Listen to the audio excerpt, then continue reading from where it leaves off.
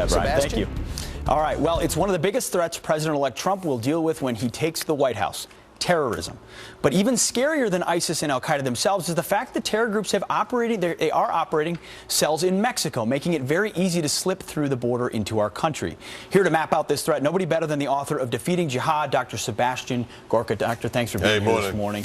Obviously a big election with a lot of change coming, but the threat looms and remains from ISIS and al-Qaeda. Yeah, what are we seeing across? We're gonna pop it up on the map.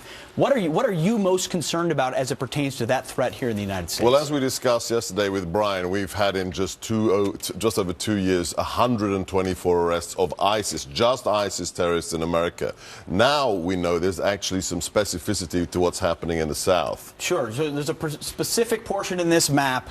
Where are we looking at? Let's go to right down in here, right? Right down in here. Put it in context. I was just in Arizona. A border control agent came up to me proactively and said, "It's out of control. We don't have control of the border," which is not new news to our audience. But this might be new, specifically what we're looking at down here, Doctor. Right. So here is this really troubling area. There's about a 60-mile stretch down here, the West Texas area, towards New Mexico, just around here, where the border is not secure. So near El Paso, yeah. Correct. And what we have here is reports. The State Department, D.C., tries to deny these, but when you talk to Judicial Watch that actually goes down there, talks to the local police officers, they say this area is being used by jihadis. Jihadis are cooperating with the local coyotes, being smuggled across. There was one case where 4 ISIS terrorists were found to have used this area to cross into America. How does Judicial Watch know that? Where are they getting their information, and what's the specificity? So the Texas Department of Public Safety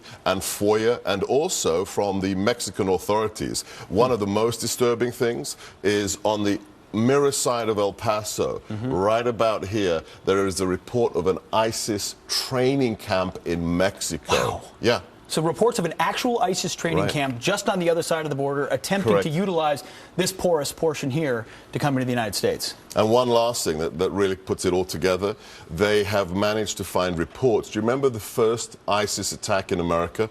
Garland, Texas, that Mohammed art show, and they tried to kill Pamela Geller. The 2 guys were killed by the local police.